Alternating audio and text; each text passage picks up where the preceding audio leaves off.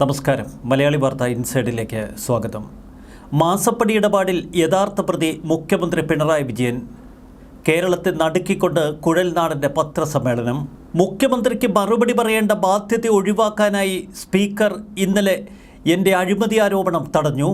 ഇന്നലെ നിയമസഭയിൽ സ്പീക്കർ ചെയ്തത് ഒരംഗത്തിൻ്റെ അവകാശ ലംഘനമാണ്. പിണറായിക്കെതിരെ രൂക്ഷ വിമർശനങ്ങളാണ് ഇപ്പോൾ മാത്യു കുഴൽനാടൻ ഉയർത്തുന്നത്.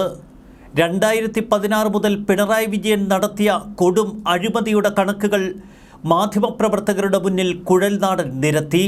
1000 കോടിയിലേറെ മൂല്യമുള്ള കരിമണൽ പാട്ടത്തിന് CMRL കമ്പനിക്ക് സർക്കാർ അനുമതി നൽകുകയായിരുന്നു. അതിനു പിന്നിൽ വലിയ തോതിൽ പണമിടപാടുകൾ നടന്നു എന്ന് മാത്യു കുഴൽനാടൻ തുറന്നടിച്ചു. ഈ കൊടിയ അഴിമതി നടത്തിയത് പിണറായി വിജയൻ. 2004 CMRLന് ആദ്യമായി പാട്ടത്തിന് നൽകിയത്. പിന്നീട് അനുമതി സ്റ്റേ ചെയ്യപ്പെട്ടു. VSന്റെ കാലത്ത് കരിമണൽ പാട്ടം പൊതുമേഖലയിൽ മാത്രമാക്കി. എന്നാൽ CMRLന് അനുകൂലമായി ഹൈക്കോടതി സിംഗിൾ ബെഞ്ചും ഡിവിഷൻ ബെഞ്ചുമൊക്കെ വിധി പറഞ്ഞു. ഉമ്മൻചാണ്ടി സർക്കാർ സുപ്രീം കോടതിയിലേക്ക് പോയി. തുടർന്ന് CMRLന് പാട്ടം അനുവദിച്ച മേഖലകൾ വിജ്ഞാപനം ചെയ്താൽ സർക്കാരിന് ഏറ്റെടുക്കാം എന്ന് സുപ്രീം കോടതിയുടെ വിധി. അപ്പോഴേക്കും ഉമ്മൻചാണ്ടി സർക്കാരിൻ്റെ കാലം കഴിഞ്ഞിരുന്നു. തൊട്ടു പിന്നാലെ അധികാരത്തിലെത്തിയത് പിണറായി വിജയൻ സർക്കാർ. 2016 ഏപ്രിൽ 8 പിണറായി വിജയൻ സർക്കാർ അധികാരത്തിലെത്തി. 2016 ഡിസംബർ 20 മുതൽ വീണയുടെ അക്കൗണ്ടിലേക്ക് CMRLൽ നിന്ന് പണമൊഴുകി. 2004 മുതൽ LDF UDF സർക്കാരുകൾ കൈക്കൊണ്ടത് കരിമണൽ ഖനനം സ്വകാര്യ മേഖലയിൽ വേണ്ട പൊതുമേഖലയിൽ മതി എന്ന പൊതുനയം. എന്നാൽ 2018 വ്യവസായ നയത്തിൽ പിണറായി വിജയൻ അത് പൊളിച്ചെഴുതി. CMRLന് പാട്ടത്തിന് അനുവദിച്ച പ്രദേശം ഏറ്റെടുക്കാൻ സർക്കാരിന് സുപ്രീം കോടതി അനുമതി നൽകിയിട്ടും അതൊന്നും ചെയ്തില്ല. ഇതിനു പിന്നിൽ പിണറായി വിജയൻ നടത്തിയത് കൊടിയ അഴിമതിയാണ്. CMRLുമായി പണമിടപാടുകൾ നടത്തിയതിനു പിന്നിൽ പിണറായി വിജയൻ തന്നെ. അധികാര ദുർവിനിയോഗമാണ് ഇവിടെ നടന്നത്. CMRLന് പാട്ടത്തിന് അനുമതി നൽകാൻ പിണറായി വിജയൻ സർക്കാർ വ്യവസായ നയത്തിൽ പോലും മാറ്റം വരുത്തി. ഇതിൻ്റെ തെളിവുകൾ മാധ്യമപ്രവർത്തകരുടെ മുന്നിൽ നിരത്തിക്കൊണ്ട് മാത്യു കുഴൽനാടൻ പറഞ്ഞു.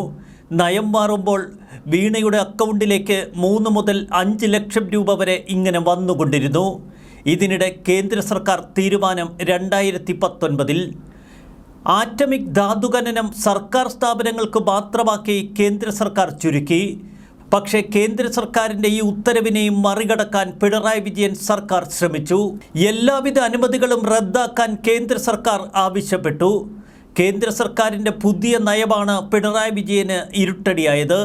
12/4/2019 CMRLനുള്ള പാട്ടാനുമതി റദ്ദാക്കപ്പെട്ടു. അന്ന് CMRL മുഖ്യമന്ത്രിക്ക് കത്ത് നൽകി. മുഖ്യമന്ത്രി വ്യവസായ സെക്രട്ടറിയോട് ഒരു പ്രത്യേക നോട്ട് തയ്യാറാക്കാൻ ആവശ്യപ്പെട്ടു. CMRLന് കരിമണൽ ഖനന അനുമതി ഉറപ്പാക്കാൻ മുഖ്യമന്ത്രി പിണറായി വിജയൻ നേരിട്ട് ശ്രമിച്ചു എന്ന ഗുരുതര ആരോപണമാണ് ഇപ്പോൾ മാത്യു കുഴൽനാടൻ ഉയർത്തുന്നത്.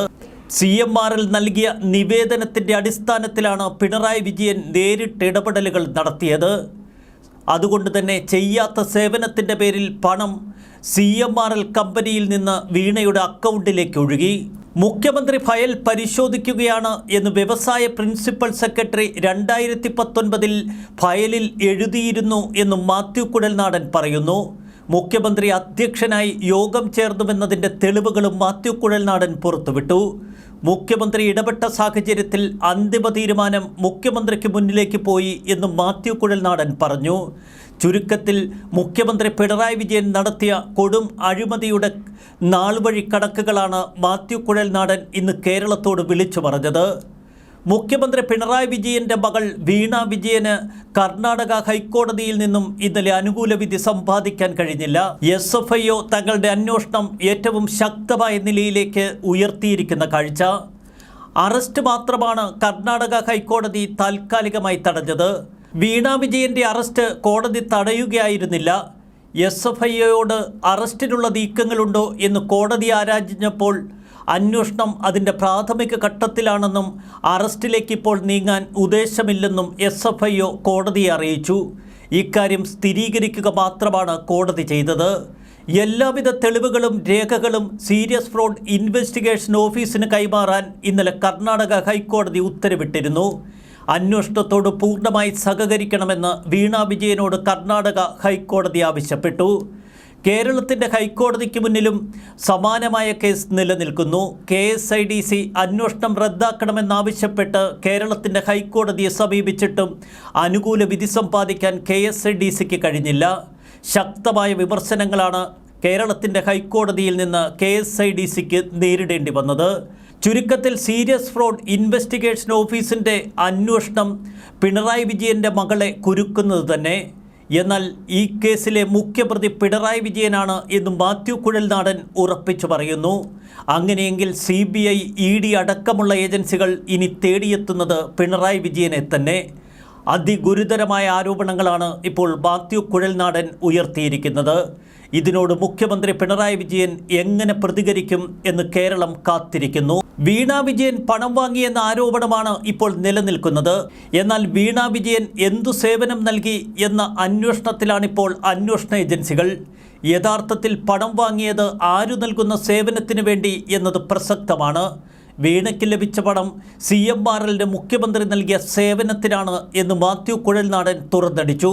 പിണറായി വിജയൻ അധികാരത്തിൽ വന്നതിനു പിന്നാലെ വീണയ്ക്ക് മാസാമാസം 5 ലക്ഷം രൂപ വരെ CMRL അക്കൗണ്ടിലൂടെ നൽകി. ഇതിനു പുറമെ എക്സാലോജി കമ്പനിക്കും മാസം 3 ലക്ഷം രൂപ വീതം നൽകിക്കൊണ്ടിരുന്നു. CMRLന് ലീസ് അനുവദിക്കാൻ മുഖ്യമന്ത്രി പലവട്ടമാണ് നേരിട്ടിടപെട്ടത്.